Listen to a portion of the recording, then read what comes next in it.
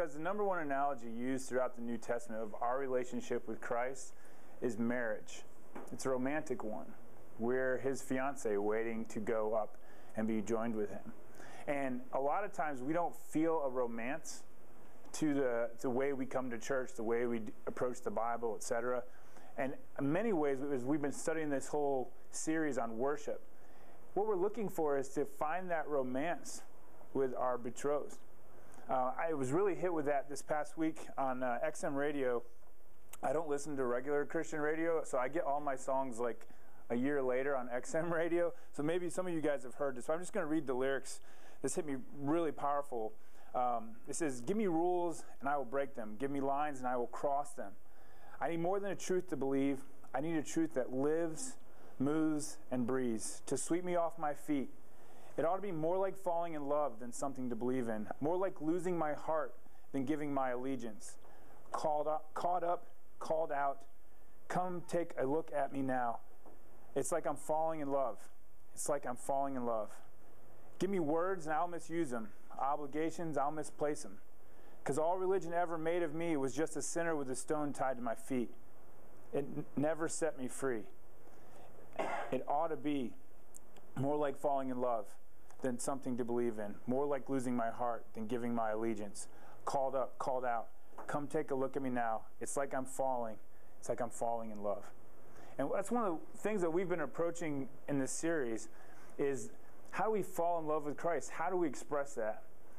In my marriage, one of the ways that I've learned best to communicate with my wife, express love, and feel love is something called the 5 love languages. How many of you have heard that in here? I heard Roger talking about at your table about how you found out what your wife's love language is. There's acts of service, gifts, quality time, words of affirmation, which one am I? Physical touch.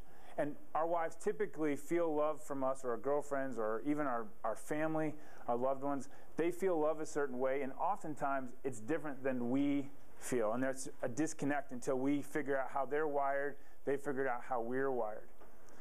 One of the most transformative things that happened to me in my 4 years at Blue Ridge was 3 years ago, we studied something very similar. It was kind of like our religious or our faith love languages, how we express love and worship to God and how we feel his pleasure on us, that romance, that how they go together. What you have in these envelopes is what we're going to talk about tonight. I'd like each of you to draw an envelope from the pile, don't open it yet, and write your name on that, because the contents of that envelope are just for you. So go ahead and pass those around.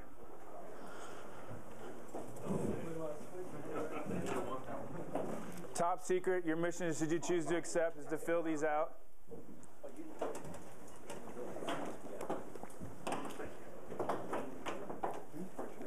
Write your name. Write your name. And if you're brave, write your full name. What we're going to talk about tonight is how we relate to God, how we feel his presence and pleasure, how we express that to him. It's going to be different. I'm going to imagine it with 5 or 6 guys at your tables, you're going to have different combinations, and we're going to look at how we do that. So go ahead and open them up and pull out just the yellow sheet of paper.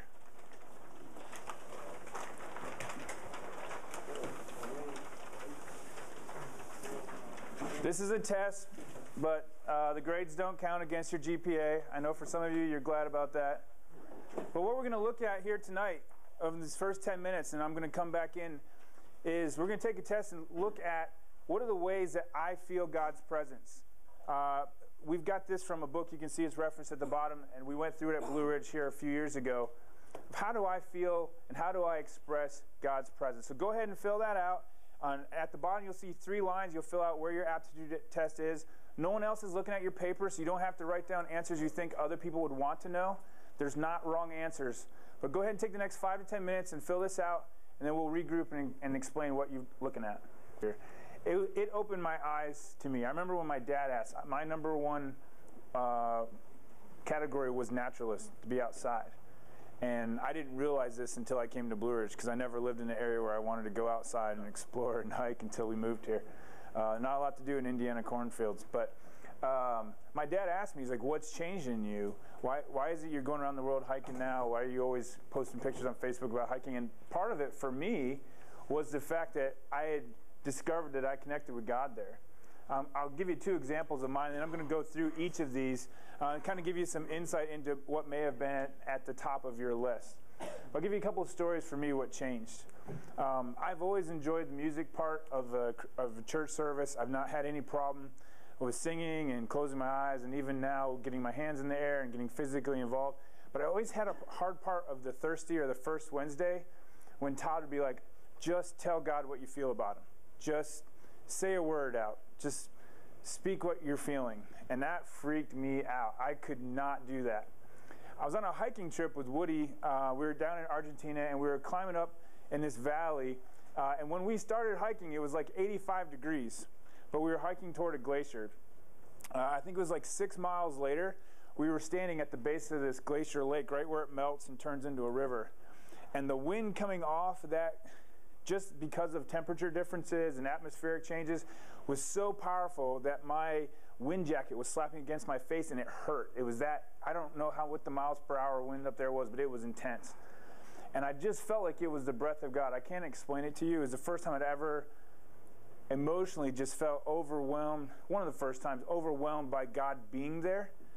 And I just started shouting, God, you're huge. You're mighty. You're pure as this water coming out. Like, I just started shouting. And that had never happened to me before. It wasn't something I had to generate. My buddy Larice, who's in Nepal right now, he pulled out his video camera and recorded me doing it. He's like, you're going to want to remember this. And I have a video of me just yelling out to God attributes that I felt standing at the base of one of his mountains. And later on through that trip, we had another similar experience. Woody had prayed. We camped in rain. It was, when you're on the base of a glacier, the weather literally changes in a 30-minute span of time. And he said, we're going to hike to the top, this place called Tres Lagos. I'll show you a picture. It's in your packet here in a little bit. 4,200 feet up, and it's the most vertical climb I've ever made in my life. Makes Sharp Top look like cake. We get to the top. The whole time we've been hiking in fog. And Woody was praying, and I had a really hard time praying this prayer because it felt selfish to me.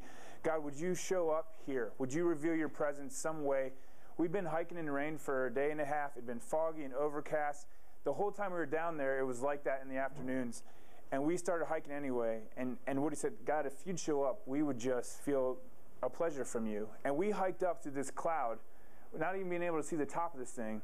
And I've got a picture that I keep on my desktop folder of getting to the top, and there was just cloud. We couldn't see anything.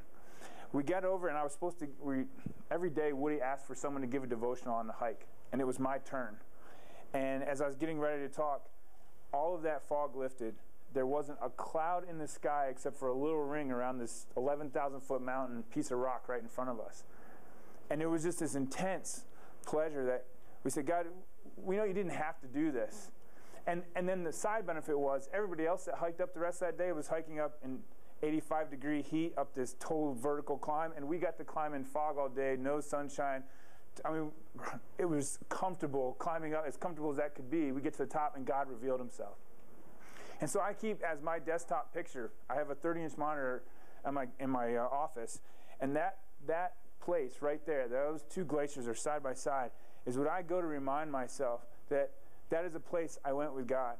Sometimes, though, I get really reliant on that. Like, I can't connect with God unless I go climb a mountain somewhere or go hike or go canoe or whatever. And this week, it was really brought to me that maybe I don't have to go that far. Saturday night, my wife is a wedding photographer. She shot for about 12 hours on Saturday, so I had nothing to do. Come home from the Blue Ridge paintball thing, and I was just wiped. So I turned on the TV, and I saw a movie that she said was cute, but I knew would have probably something inappropriate for us to be watching. Not necessarily sex scenes, but girls not trying to get guys in a movie.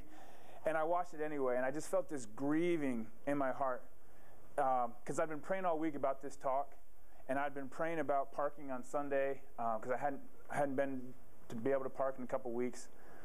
And I shut off the TV, and I went over, it's raining, and I opened the sliding glass door in our deck, and I just sat there and I talked to God. And I said, you know, you've done so much for me. And I just listened to the beauty of the rain, and I was overcome. And then I went upstairs to our bedroom and opened the windows and just laid in bed and talked to God. And